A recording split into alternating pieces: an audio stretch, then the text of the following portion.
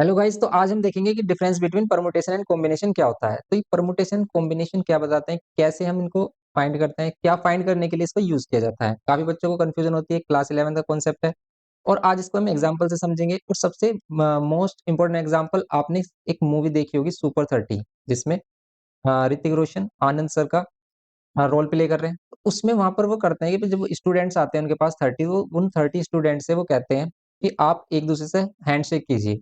अगर सभी एक दूसरे से हैंडशेक करते हैं तो टोटल हैंडशेक कितने मिलते हैं। तो इसका आंसर कितना होता है, इसका आंसर होता है 435। लेकिन इसका आंसर 435 कैसे होता है, ये होता है कॉम्बिनेशन की हेल्प से। तो आज इसको समझेंगे। देखो, काफी बच्चों के मन में क्यूरियोसिटी हो गई होगी कि ये कैसे आया 435। तो देखो, आप भी फाइंड कर सकते हैं कि भाई अगर आपके क्लासरूम में आपके क्लासरूम में 30 स्टूडेंट हैं, 50 स्टूडेंट हैं, या फिर एनी नंबर ऑफ स्टूडेंट है, तो आप भी टोटल नंबर ऑफ हैंड से फाइंड कर सकते हैं। किसकी हेल्प से? कॉम्बिनेशन के फॉर्मूला की हेल्प से। क्या कहता है परमुटेशन एंड कॉम्बिनेशन का फॉर्मूला? देखो, सभी को मालूम है फॉर्मूला, सभी को मालूम है। जो भी क्लास 11 में बच्चे हैं उन सभी को मालूम है क्या होता है, एन पी आर। और जिसको मालूम नहीं है भाई उसको मालूम हो जाएगा, एनपीआर। एनपीआर का फॉर्मूला होता है एन फैक्टोरियल डिवाइड में n minus r factorial. Factorial कैसे सोल्व करते हैं सभी को पता होना चाहिए। नहीं पता है तो आप हमारा फुल लेक्चर देखिए, उसमें हमने कंप्लीट बताया।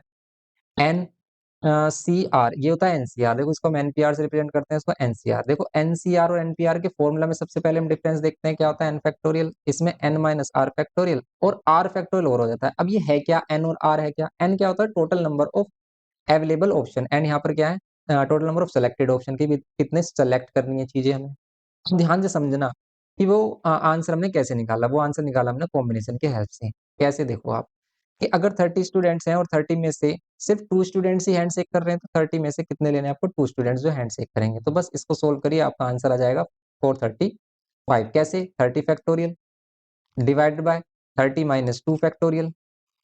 30 माइनस 2 फैक्टोरियल, और यहाँ पर कितना होगा? आर फैक्टोरियल की जगह पर होगा 2 फैक्टोरियल। सिंप्लीफाई करिए इसको। 30 30 को सिंप्लीफाई करेंगे, 30 29 एंड 28। अब इसे हम 28 तक क्यों लेके आ रहे हैं? क्योंकि इसको करेंगे हम 20, ये मिल रहा है हमें 28 फैक्टोरियल। देखो, वैसे तो फैक्टोरियल को सोल्व करने के लिए हम 1 तक जाते हैं, लेकिन 1 तक नहीं जाएंगे क्योंकि हमें इक्वल फैक्टोरियल मिल रहे हैं, तो इसको हम कैंसिल कर लेते हैं। ये कॉन्सेप्ट आपको सीखना है तो कंप्लीट लेक्चर देखना होगा। परम्यूटेशन कॉम्बिनेशन हम ऑलरेडी प्रिपेयर कर चुके हैं, तो उसको देखिए, उसमें आपको क्लियर हो जाएगा कि कैसे हम इसको सोल्व करते हैं। ओके, सिंपली अब देखिए, आप इसको यहाँ पर जो 2 फैक्टोरियल है, इसको आप 2 इंटू 1 2 ही बोल सकते हो। 2 फैक्टोरियल की वैल्यू क्या होती है हमारी? 2 होती है। क्यों? क्योंकि 2 इंटू 1 2 होता है। ओके, सिंपली 2 से डिवाइड करिए, यहाँ पर 15 हो जाएगा। या फिर पहले आप इसको मल्टीप्लाई कर लेते हैं, अब इसको मल्टीप्लाई करिए, 435 आएगा। तो 435 टोटल हैंड शेक्स होंगे यहाँ पर।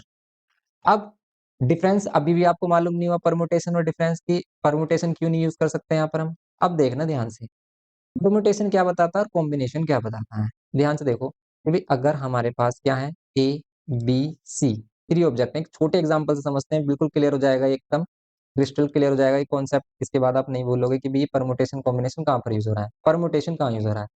अगर वो कह रहा है कि भाई इसमें से सिर्फ 2 बंदे सेलेक्ट करने हैं, इसमें से सिर्फ 2 बंदे सेलेक्ट करने हैं, या फिर कह सकते हैं 2 लेटर सेलेक्ट करने हैं। 2 लेटर सेलेक्ट करने हैं और उससे विद और विदाउट मीनिंग आपको क्या बनाने हैं? वर्ड्स बनाने हैं। जैसे आप ए बी सेलेक्ट कर सकते हो, कर सकते हो, करेक्ट कर सकते हो। आप ए सी सेलेक्ट कर सकते हो, ए और सी सेलेक्ट कर सकते हो। आप बी और सी सेलेक्ट कर सकते हो। क्या अदर ऑप्शन भी है आपके पास कुछ और सेलेक्ट करने का? 2 ऑप्शंस आपको लेने हैं। देखो, ए बी हो गया, ए सी हो गया, बी सी हो गया, और ऑप्शन नहीं है, सिर्फ यही 3 ऑप्शन है कि भाई अगर हम 2 2 के कॉम्बिनेशन बनाए तो इसके अदर कोई भी ऑप्शन आपको नहीं मिल रहा होगा। आप देख लो फाइंड आउट करके। लेकिन परमुटेशन क्या कहता है कि ये जो उसने ए बी लिया है ना, इसका भी अरेंजमेंट करना है, इसका भी अरेंजमेंट। तो ये इस ए बी को 2 टाइम्स काउंट करेगा। क्यों? क्योंकि इसको ए बी भी काउंट करेगा, बी ए भी काउंट करेगा।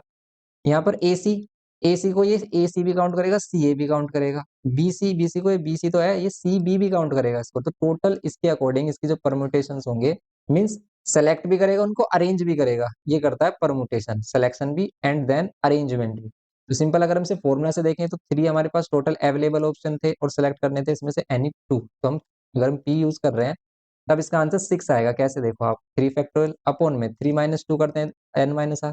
तो 3 माइनस 2 फैक्टोरियल कितना मिलेगा आपको? क्या मिलेगा? 3 फैक्टोरियल और 3 माइनस 2 1 फैक्टोरियल। सिंपल कितना हो जाएगा? 3 फैक्टोरियल, और 3 फैक्टोरियल की वैल्यू कितनी होगी? 6। ओके, 6 आंसर होगा इसका। ये होगा इसमें सिंपल 6 आंसर। ये करना था इसमें हमें। 6 आंसर होगा हमारा सिंपल इसका।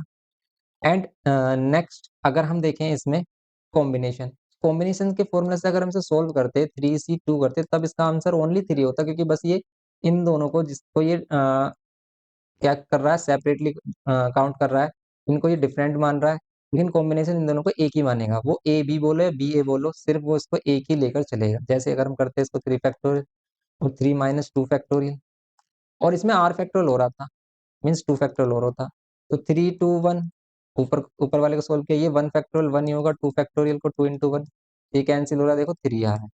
तो ध्यान से समझो, इसके लिए एक और एग्जांपल्स देखेंगे कि अगर हमारे पास 3 शर्ट है, S1 S2 S3, ठीक है। कोई बंदा गया अभी मार्केट में शर्ट लेने, उसके पास 3 ऑप्शन है कि भी इसमें से 3 में से कोई भी 2 लेनी है, तो वो क्या ले सकता है, S1 S2 शर्ट ले सकता है। अब वो S1 S2 ले या S2 S1 लेगा, तो वो दो ही शर्ट, इनके ऑर्डर पर डिपेंड नहीं करेगी कि भाई S1 S2 ले रहे हो या S2 S1 ले रहे हो, लेकिन यहाँ पर ऑर्डर डिपेंड कर रहा है। यहाँ ऑर्डर मैटर कर रहा है कि ए बी अलग वर्ड बना रहा है, बी ए अलग डिफरेंट वर्ड बना रहा है, विद और विदाउट में। लेकिन यहाँ पर ये S1 शर्ट ले या S2 ले या S1 ले, दोनों ही सेम ही शर्ट होंगी, समझ रहे हो आप। तो S1 और S2 ऑर्डर मैटर नहीं करता। S1 S3 ऑर्डर मैटर नहीं करेगा, S2 S3 ऑर्डर मैटर नहीं करेगा, ओनली ये 3 सिलेक्शंस के ऑप्शन होंगे ओनली। तो हैंडशेक वाला क्वेश्चन भी कुछ इसी टाइप से था भाई। आप मान लो कितने बंदे हो, 3 बंदे हो आप, ए बी सी, अब हैंडशेक कर रहे हो।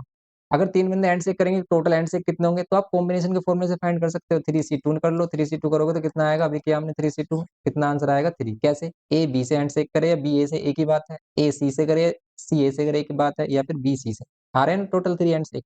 आप 4 बंदे ले लो भाई, अगर 4 बंदे हैं, A B C and D, इनका हैंडशेक करना है, तो आप क्या करोगे, 4 में से एनी 2 सेलेक्ट करोगे, तो भी कितना ऑप्शन आएगा आपका, 4 फैक्टोरियल, एंड ये 4 - 2 फैक्टोरियल, एंड यहाँ पर ये 2 फैक्टोरियल, तो सिंपल कितना होगा, 4 3 2 एंड 1, यहाँ पर ये 2 फैक्टोरियल एंड ये 2 फैक्टोरियल। 2 फैक्टोरियल को 2 ही बोलेंगे, तो 2 से 2 कैंसिल, फिर इस 2 से ये कैंसिल, और 2 3 6, टोटल 6 हैंड शेक होंगे। कैसे होंगे, ए बी से कर सकता है, ए सी से कर सकता है, ए डी से कर सकता है, 3 हैंड शेक हो गए। एंड बी सी से कर सकता है, बी डी से कर सकता है, एंड सी डी से कर सकता है, तो टोटल 6 हैंड शेक होंगे। तो ये इसमें क्या है, सिंपल इसका आंसर होगा। तो ये इसमें डिफरेंस है। मेन डिफरेंस क्या है कि कॉम्बिनेशन क्या करता है, ओनली सिलेक्शन करता है। कॉम्बिनेशन क्या करता है, ओनली सिलेक्शन करता है। जैसे आपने 3 शर्ट में से एनी 2 शर्ट सेलेक्ट की, 4 शर्ट में से एनी 2 शर्ट सेलेक्ट की, लेकिन परमुटेशन क्या करता है, उन शर्ट को सिलेक्ट करने के बाद उनका अरेंजमेंट भी करता है। कि भाई जैसे हमने यहाँ पर क्या किया, 2 लेटर सेलेक्ट किए, सेलेक्ट करने के बाद उसका अरेंजमेंट, ये ए बी और बी ए को डिफरेंट समझेगा, ए सी और सी ए को डिफरेंट डिफरेंट काउंट करेगा, लेकिन कॉम्बिनेशन इनको सिंगल ही काउंट करता है। तो जहाँ पर हमें सिलेक्शन के बाद अरेंजमेंट भी करना पड़े, वहां हम परमुटेशन यूज करते हैं। जहाँ सिर्फ हमें सिलेक्शन करना है टोटल क्वांटिटी में से, तो वहां हम कॉम्बिनेशन यूज करते हैं। आई होप कि आप अच्छे से समझ पाए हो इस कॉन्सेप्ट को। और अगर वीडियो आपको इन्फॉर्मेटिव लगाओ कि कुछ डिफरेंट आपने सीखा है, तो आप चैनल को सब्सक्राइब कर सकते हैं, वीडियो को लाइक कर सकते हैं, और इन्फॉर्मेटिव लेक्चर के लिए चैनल को सब्सक्राइब कर सकते हैं। Thanks for watching.